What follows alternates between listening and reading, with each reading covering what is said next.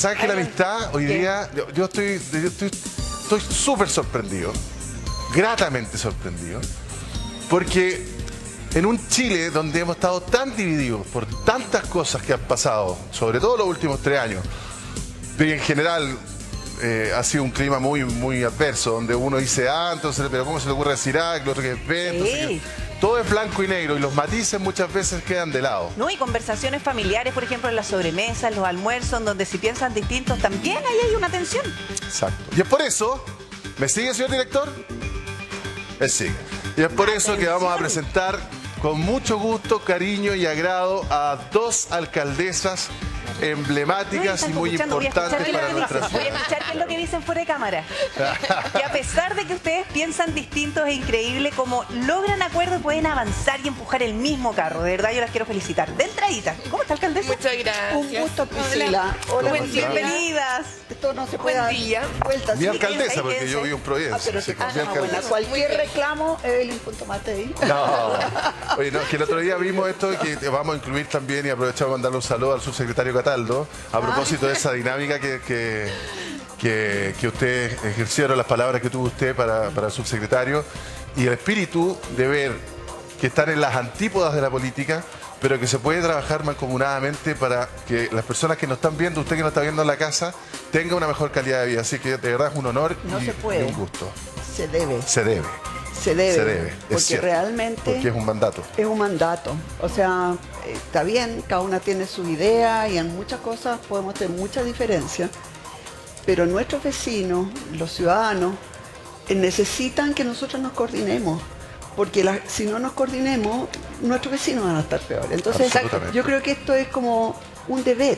Sí, es verdad, es una necesidad además, y yo creo que la gente lo valora, poner en el centro la gestión, mejorar las condiciones de vida. Y los municipios además son un espacio donde eso se puede desarrollar más todavía, yo creo, porque es tan directa la relación con la ciudadanía, la necesidad de cambiar las cosas, que yo creo que surge esa posibilidad de actuar más conjunto. Y a nivel personal, disculpe la pregunta, alcaldesas, a nivel personal, ¿qué le sorprendió o le agradó de la alcaldesa Hasler y viceversa? Parto por usted.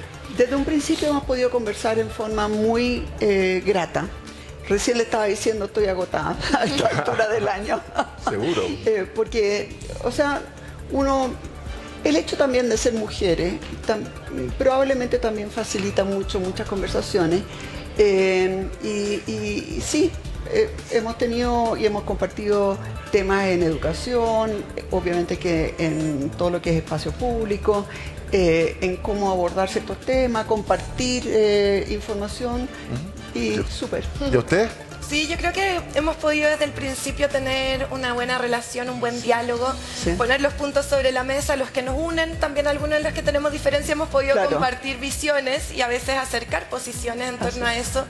En educación tenemos además el teatro municipal cosas, y el teatro municipal nos une sin duda, la cultura, el desarrollo de ese espacio tan histórico, patrimonial, donde la alcaldesa de hecho ha sido muy colaboradora en poder facilitar el apoyo de su municipio y también las relaciones para poder fortalecer ese teatro, así que yo lo valoro. Entonces un aplauso para ustedes. Y además bien sincera la alcaldesa, mi colega, así que y yo también, así que eso ha sido algo bueno. Eso tienen en común. Francesco. ¿Qué tal? Francesco Gazzela. ¿Cómo le va? Eso de ser bien sincera aparece casi como ruda a veces. Pero está bien. Pero se valora mucho en política, creo yo. Bueno, en la vida. Absolutamente. En la vida. Oye, bueno, queremos conversar un montón de cosas con las 2 alcaldesas. Mañana es 18 de octubre, una fecha a esta altura emblemática, tercer aniversario de la crisis social que vivimos en 2019. Vamos a hablar un montón de esas cosas, pero antes queremos presentarles la siguiente situación a ambas. Una situación muy compleja, muy grave, pero la cual están conversando hoy por hoy chilenos y chilenas. De hecho, me han llegado muchísimos mensajes de familias que nos están viendo a propósito de lo que ocurrió en una autopista, camino a Chicureo, lo tenemos en pantalla. Y justamente la persona que estaba manejando este auto, a raíz de una encerrona, lamentablemente escapa, digamos, con mucho miedo, junto a sus hijos en brazos. Muchas personas han compartido este video en distintas redes sociales, en TikTok, en Instagram. Muchos medios también, por supuesto, publicaron distintas cosas a propósito del hecho, pero particularmente lo que significa que estos 2 niños estaban con mucho miedo. Angustiante, muy angustiante. Que llega este furgón de asistencia que logra de alguna manera calmar la situación tempranamente, porque no se demoró tanto, pero de todas formas, claro, muchas personas, me han comentado incluso algunas personas que conocen o son cercanas a la familia de esta conductora, que claro, que de alguna manera lo veían venir, que iba a pasar. En algún minuto va a pasar. No me ha tocado a mí todavía, pero me va a llegar.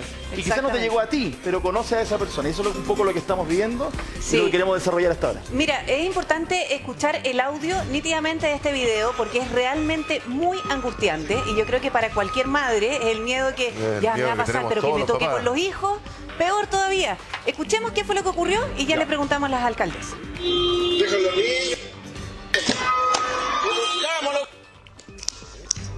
Quítale, quítale. Déjalo a mí. Vámonos.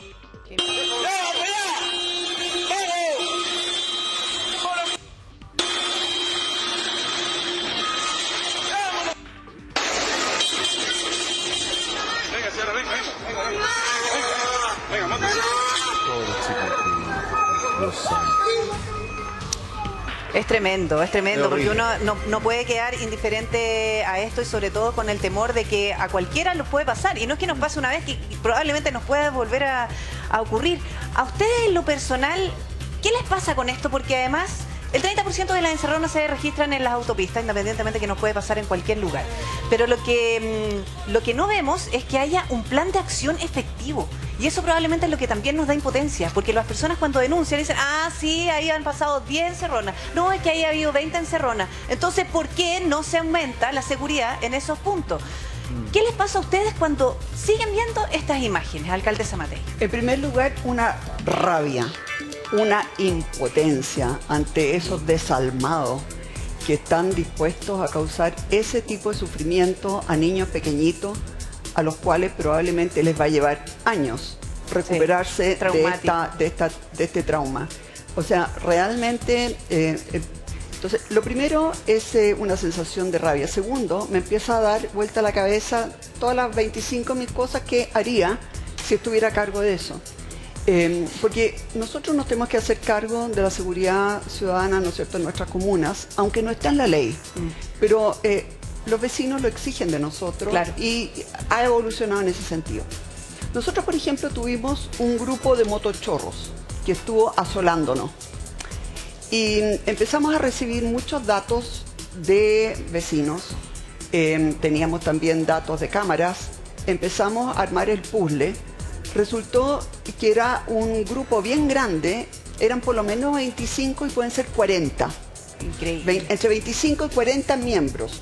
Todos extranjeros, todos venezolanos, que actuaban y que eran claramente un grupo que actuaba junto.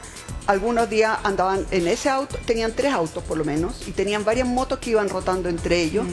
Y había gente que había llegado hacía 2 o 3 días y que había entrado a Chile y ya estaba delinquiendo con ese grupo. O sea, venía a delinquir con ese grupo. Porque uno podría pensar, alcaldesa, que llegan, no se les da la oportunidad, no les queda otra que entrar en este... No. Vienen a delinquir y vienen ya previamente concertados y con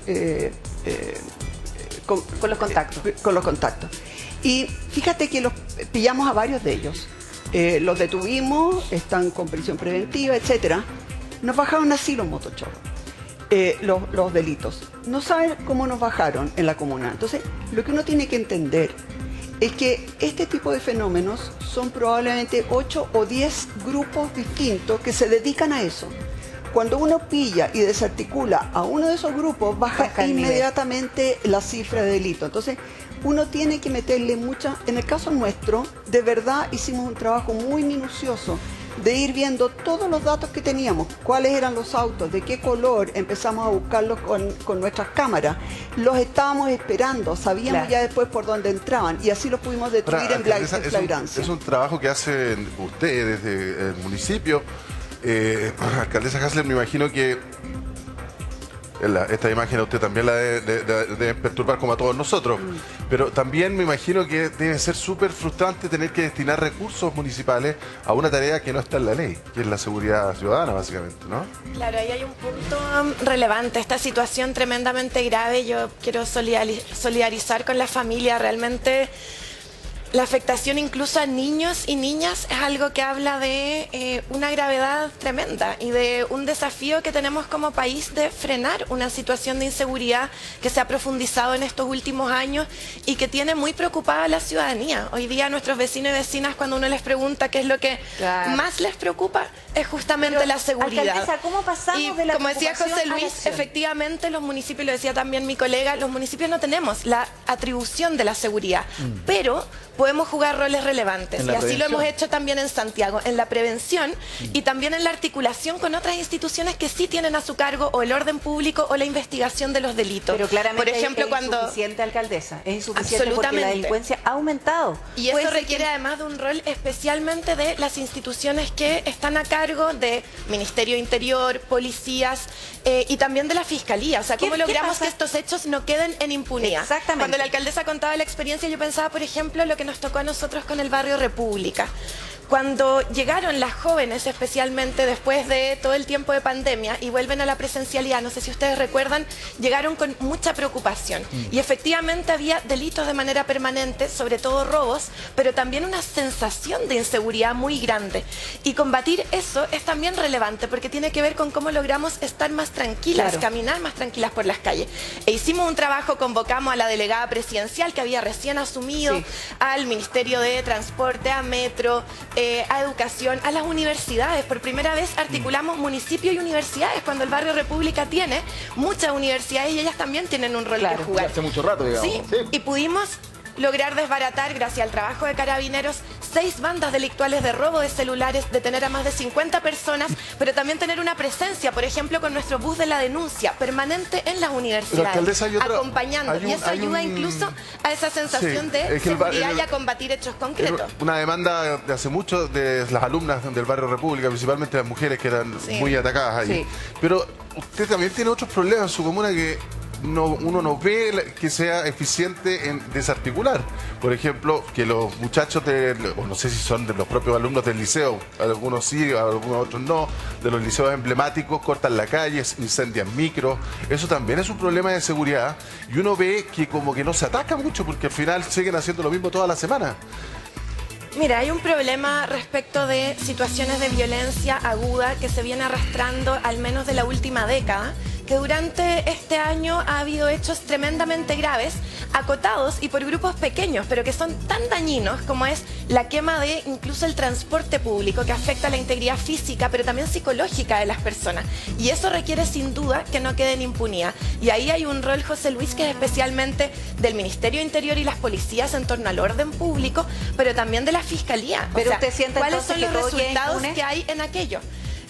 Hay algunos hechos donde ha habido detenciones que a mí me han parecido que han sido hechas de muy buena manera porque han sido en flagrancia y eso ha implicado que hay jóvenes que han tenido que enfrentar la justicia. Sin embargo, todavía hay estos grupos detrás que han hecho estas actuaciones contra el transporte público que no se han podido terminar. Y por tanto, eso requiere de un actuar decidido, junto con lo que hacemos al interior de los establecimientos, que es la convivencia y que aquellos casos en que jóvenes que sean de nuestras comunidades han sido identificados en eso, sin duda que han requerido los procesos de reglamento interno y las expulsiones necesarias. Pero hay un problema acá detrás de cómo puede ser que hay personas que cometen estos hechos quemando el transporte público y eso tiene que tener resultado en la Fiscalía y es lo que hemos pedido también. Pero también es me imagino que debe ser súper frustrante porque salen los rectores a decir, oye, estoy amenazado de muerte, me pegaron el otro día. Es muy duro porque se ha afectado la salud mental de comunidades completas. Es decir, hay hechos que cometen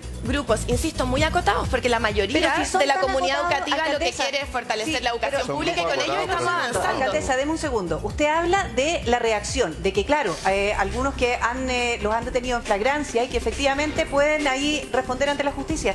Pero ¿cómo evitamos que estos pequeños grupos sigan cometiendo estos destrozos, actos de violencia? Porque lo que nosotros estamos fallando es en la prevención. Es que hay distintas cosas ahí, Priscila, porque Si nosotros vemos a la gran mayoría del estudiantado, algunos de ellos que han llevado proceso de movilización, que tienen petitorios, todo lo hemos recogido y tienen razón en sus petitorios. Y hemos abordado todos esos temas y le hemos pedido al Ministerio de Educación un plan de liceos históricos también para hacernos cargo de los desafíos de fondo. Pero estos grupos nada tienen que ver con esas reivindicaciones y yo en eso quiero ser muy clara. Esto no tiene que ver con que haya un grupo que quiera mejorar algo. Claro. Ese grupo acotado lo que ha querido es hacer hechos de violencia y eso tiene que abordarse desde la perspectiva de la seguridad. Usted dice son grupos acotados, pero tienen tomado y amedrentado a toda una comunidad, entonces es re frustrante. Absolutamente, y por eso hemos solicitado también que esto sea un tema de Estado, porque no puede ser que hace tantos años hay situaciones que se repiten con hechos de violencia grave que afectan la integridad de las personas y su salud mental. Junto con ello, obviamente, en la escuela estamos impulsando muchas iniciativas que tienen que ver con la convivencia interna, con la salud mental de las personas, con un plan de acompañamiento al profesorado y asistentes. ¿Usted, alcaldesa Matei? En primer lugar, yo quiero señalar que hay un problema de mal diseño en la educación pública. Cuando uno va a un colegio particular, ya sea subvencionado o particular, los niños parten juntos en pre-kinder y terminan juntos en cuarto medio. Eso significa que hay ahí una comunidad. Los niños se conocen desde chiquititos, los padres se conocen, hay algo que los contiene, que significa lazos de cariño. Algunos de nuestros liceos reciben en séptimo o en primero medio 500 alumnos el primer día. Entran 500 jóvenes en primero medio que no se conocen. Finalmente, ahí no prima ni el mejor compañero, ni el mejor para el fútbol, ni el mejor para las matemáticas, sino que el que más grita. Eso es lo que prima. Y por lo tanto, a mí me parece que esta estructura de los liceos emblemáticos, en que generalmente no tienen básicas y de pronto reciben una enorme cantidad de gente con los problemas de salud mental que hay hoy día en Chile, eso es caldo de cultivo para todo el tipo de violencia. Nosotros estamos tratando de ir cambiando y por lo tanto de que partan en primero básico o en pre-kinder y que vayan subiendo juntos hasta cuarto medio. Creo que eso hay que cambiarlo en toda nuestra educación pública. No es casualidad que todos los liceos emblemáticos estén bajo con un problema. Alcaldesa, Segundo, pero es un problema que tenemos actualmente. ¿Cómo lo solucionamos ahora? Porque probablemente, claro, como dice usted y usted también, alcaldesa hay un tema de salud mental que está de alguna manera afectando a los alumnos. Pero ayuda ahora que ha ido cambiando también el ánimo de la ciudadanía. Hace 3 años atrás, el 65% de los chilenos avalaba y de alguna manera justificaba la violencia. Eso hoy día ya no ocurre. Por lo tanto, hoy día uno puede tomar medidas que hace 3 años no se podían tomar. Cuando nosotros vemos, por ejemplo, que adultos o jóvenes están violentando a otros alumnos, nosotros estamos aplicando los protocolos. ¿Se pueden expulsar? Sí, estamos aplicando los protocolos. Los rectores ahora tienen las atribuciones que siempre debieron haber tenido y que las perdieron en un momento. A ver, durante mucho tiempo, cuando se expulsaba a alguien, venía la justicia y te lo reponía, pues. Sí, no nos echen la culpa a los alcaldes. Acá la justicia, ¿cuánta cantidad de jóvenes expulsados obligó a los colegios a aceptarlos de vuelta? También, digamos, hemos tenido casos en que comprobadamente hay adultos que están pasándole los acelerantes para que puedan fabricar las bombas Molotov, que les pasan piedras, hay fotografías de todo eso y no les pasaba nada. Entonces también entendamos que hoy día el contexto social ya no está de acuerdo con eso. Hoy día tenemos cada vez más padres y apoderados que están empezando a enfrentar a los padres y apoderados que están asusando las tomas y la violencia. ¿Pero que hay ahí un adoctrinamiento? Obviamente que hay un adoctrinamiento, pues. ¿De los adultos sobre los niños? Pero aquí hay ¿profesores, niños? Mire, hay de todo. Hay padres apoderados, hay profesores, pueden haber otro tipo de gente que está o no está en la educación, que arma grupos, etcétera. Pero ahora, aquí naturalmente que hay muchos adultos que detrás. Si es que hay adultos, efectivamente eso pueda investigarse y sancionarse, porque lo que sí me parece relevante al menos en el caso de nuestras comunidades educativas, yo he visto un compromiso muy fuerte del profesorado y también de padres, madres y apoderados en que quieren que se termine la violencia. De hecho, hay cosas que han cambiado respecto de años anteriores. Muchas veces uno veía que había situaciones de violencia y que recibían apoyo o solidaridad de espacios más masivos. Hoy día los hechos de violencia son muy acotados. No es que haya una gran movilización y al lado hay un hecho de violencia, sino que ha habido hechos simplemente de salidas, muchas veces le llaman salidas incendiarias, es decir, van, actúan violentamente y punto. Y eso no tiene un apoyo del resto de la comunidad. Claro. Un resto de la comunidad que sí tiene en el centro, que requiere mejorar la educación, fortalecerla, invertir en infraestructura, que eso es clave y que son temas fundamentales que tenemos que actuar. Y en eso estamos haciendo. ¿Está de acuerdo con la alcaldesa Matei sobre el diseño de la educación pública? ¿Usted cree que, por Mire, ejemplo, usted tiene 3 colegios súper clave? Tengo 44 establecimientos muy clave de toda la diversidad. Pero el Instituto Nacional, por ejemplo, ha sido una pena ver hay cosas el Instituto importantes, Nacional los últimos hay cosas años. importantes sobre diseño. Yo tomaría un punto de eso que tiene que ver con la cantidad de estudiantes y la falta de jornada escolar completa. La mayoría de nuestros liceos no tiene jornada escolar completa, tiene doble jornada. Claro. ¿Qué implica eso? En el caso del Nacional, por ejemplo, son cerca de 4.000 estudiantes y por tanto tenemos una jornada de la mañana con 2.000 estudiantes. En 15 minutos el profesorado y asistentes tienen que retirar a 2.000 estudiantes y en 15 minutos entran otros 2.000 estudiantes. ¿Cuál es la cercanía también que muchas veces se puede generar en esa comunidad educativa cuando son tantas personas y por tanto ni siquiera conocer el nombre de todos los estudiantes es algo tan sencillo? Entonces hay un tema de cantidades y de cómo se piensa la educación pública y nosotros queremos avanzar hacia generar jornada escolar completa y también establecimientos que sean más a escala humana. Nosotros en la tarde tenemos 3 turnos. El de mañana, el de la tarde y un vespertino todavía. Bueno. Entonces la verdad, y yo realmente creo que estos colegios inmensos, en que el niño no es una personita, sino que es un número, ya no más. Ya no más. Ya no más. Nosotros estamos tratando de cambiar todo eso. Es bien interesante la propuesta de rediseñar los colegios como los colegios más, por decirlo así, donde se desarrolla la comunidad del niño completa. Claro. Nosotros, por ejemplo, ya fusionamos un pre-kinder y kinder, una escuela parvularia, con un colegio básico. Entonces el niño entra en pre-kinder y ya sale en octavo. Perfecto. Y no que en primero básico de nuevo pierde todo su amigo. Sí, y además un colegio que era básico, hoy día ya es liceo. Y estamos tratando de ir entrelazando de tal manera que el niño realmente sienta. ¿Sabes lo que pasa?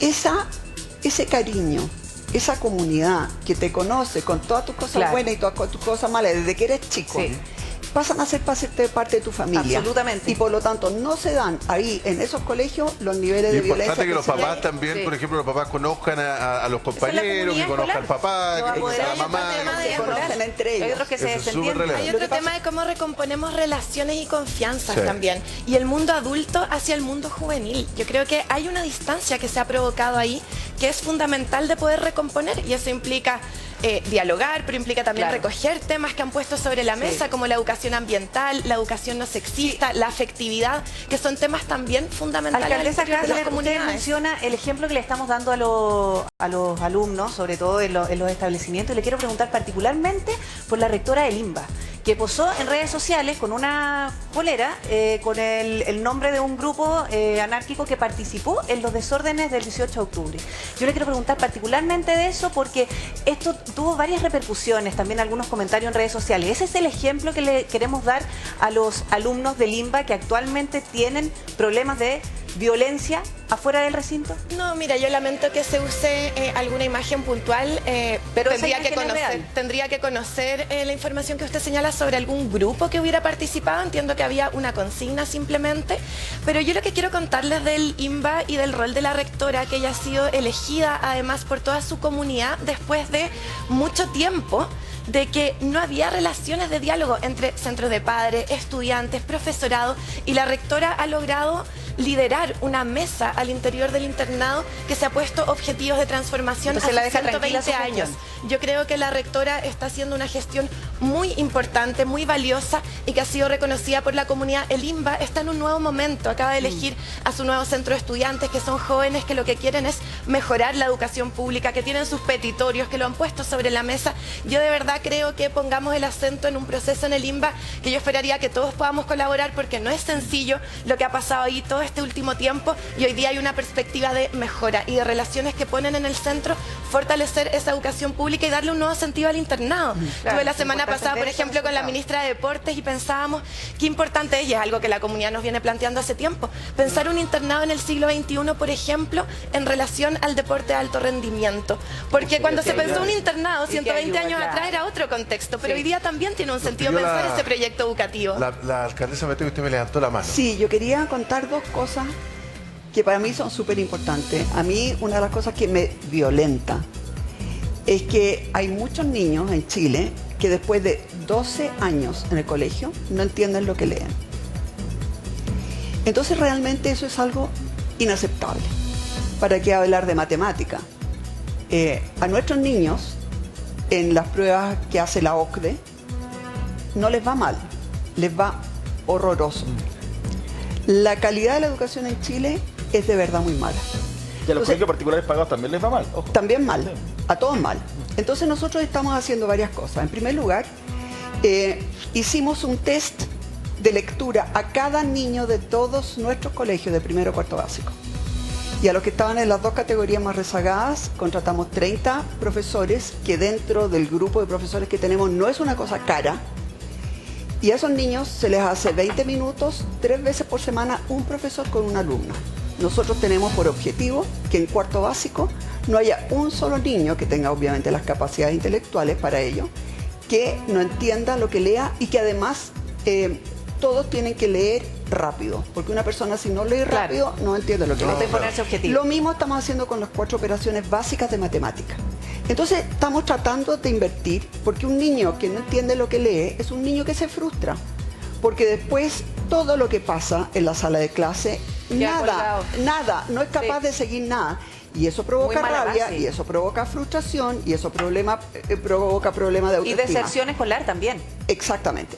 Y el otro tema que estamos haciendo es que estamos empezando un trabajo con 2 psicólogos de la Universidad Católica, especialistas en cómo tener un buen ambiente, un ambiente colaborativo, un ambiente de no frustración, un ambiente de trabajo en equipo, etc. Y estamos empezando a trabajar en eso también, porque la verdad es que los colegios son para ser alumnos, para ser amigos, para sociabilizar, pero también para